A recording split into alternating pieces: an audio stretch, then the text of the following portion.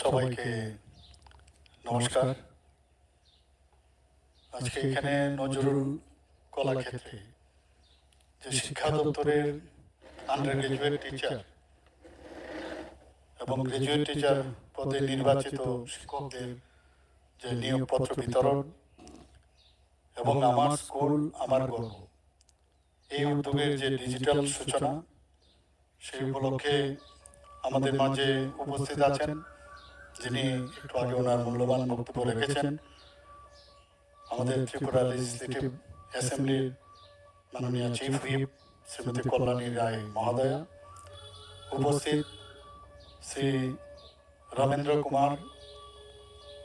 Ramendra Kumar special secretary education government of Tripura, Shri NC. Sharma director school education, তাছাড়া এখানে যারা টিআরবিটির মাধ্যমে যে পরীক্ষা সংগঠিত হয়েছে সেই টিআরবিটির সম্মানিত চেয়ারম্যান শ্রী প্রত্যুষ রঞ্জন দেব এবং ওনার ফুল টিম, এখানে উপস্থিত আছেন district education officer, school inspectors এবং এডুকেশন ডিপার্টমেন্টের যারা অফিসিয়ালরা এখানে উপস্থিত এবং যাদের জন্য আজকের এই অনুষ্ঠান, যারা অফার গ্রহণ করবেন এবং ওনাদের সাথে যারা অভিভাবিকারা এসেছেন এবং অন্যান্য বিশিষ্ট ব্যক্তি যারা উপস্থিত আছেন এবং প্রিয় সাংবাদিক বন্ধুরা, সবাইকে আমি হার্দিক অভিনন্দন ও শুভেচ্ছা জানাচ্ছি।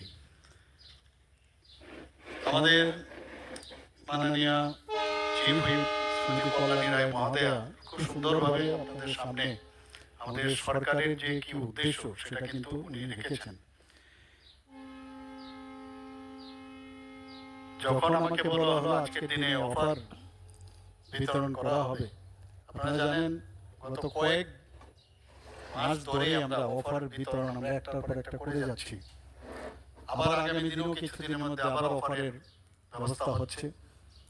বিরোধীরা প্রায়শ বলে চাকরি নাই এবং আমি প্রায়শ বলি যখন দেখি টেট নিয়ে অনেক সময় নানা রকম সোশ্যাল মিডিয়াতে কথাবার্তা আসে বা রাস্তায়ও নামেন, আমি মাঝে মাঝে একটু ভাবি যে এগুলো তো আপনাদের করার প্রয়োজনই নেই, যা করার আমরা করবো, আমাদের সেই করলে যে বেশি হবে সেরকম না, আমরা একটা পদ্ধতি আছে সেই পদ্ধতি হিসাবে আমরা করে যাচ্ছি এবং কাউকে ডিপ্রাইভ করার যে উদ্দেশ্য এই সরকারের অ্যাটলিস্ট আমাদের নিয়ে এবং ট্রান্সপারেন্সির মাধ্যমে এই যে আজকে 228 জন নিয়োগপত্র যে আজকে দেওয়া হচ্ছে, এর মধ্যে 66 জন আমরা গ্রাজুয়েট টিচার এবং 162 জন গ্রাজুয়েট টিচার। এখানে যারা এই পরীক্ষা নিয়েছেন আমাদের সরকারের কেউ একজনও ওনারা বলতে পারবেন না যে ওনাদের কাছে অ্যাপ্রোচ করে যে আমার ক্যান্ডিডেট আছে ওনাকে পাস করাতে হবে, কোনো সুবিধা নেই। একদম পুরো ক্লিয়ার কাট ইনস্ট্রাকশন, স্বচ্ছতার সাথে পরীক্ষা হবে। তো সেই কাজটা কিন্তু ওনাদের পরিশ্রম লেগেছে, সেই পরিশ্রম ওনাদেরকে ধন্যবাদ দেব যে ওনারা এই পরীক্ষাটা সম্পাদিত করেছে। তো আজকে যারা নিয়োগপত্র গ্রহণ করছেন 228 জন, তাদেরকে আমি রাজ্য সরকারের পক্ষ থেকে আন্তরিক শুভেচ্ছা ও অভিনন্দন জানাচ্ছি। আপনাদের কর্মজীবন সুন্দর উজ্জ্বল হোক এই প্রত্যাশা আমি রাখছি। গত 27 এপ্রিল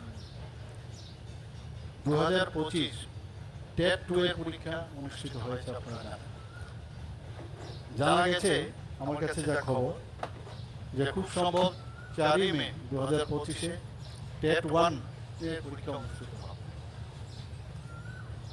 আমরা এই সরকার আমরা চাই যে প্রশাসনের স্বচ্ছতার সাথে সাথে গতি যেন আরো বেশি করে আসে এবং বিভিন্ন দপ্তরে, শুধু এডুকেশন ডিপার্টমেন্টে নতুন নতুন পদও আমরা সৃষ্টি করছি এবং পুরনো পদগুলো যাতে ফিল আপ করা যায় তারও আমরা ব্যবস্থা আমরা করছি।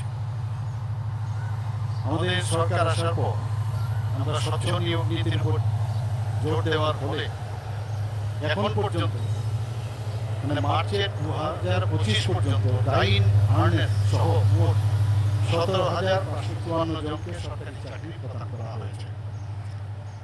গত 26 এপ্রিল রবীন্দ্র ভবনে আমি এই ডাইন ইন হার্নেসের যে সংখ্যাটা আমি বলিনি, যে কারণে একটা পত্রিকার মধ্যে এই বিষয়ে ওনারা জানতে চেয়েছিলেন যে কি করে উনি সংখ্যাটা মানে আগে একরকম বলেছেন এখন আরেক রকম বলছেন।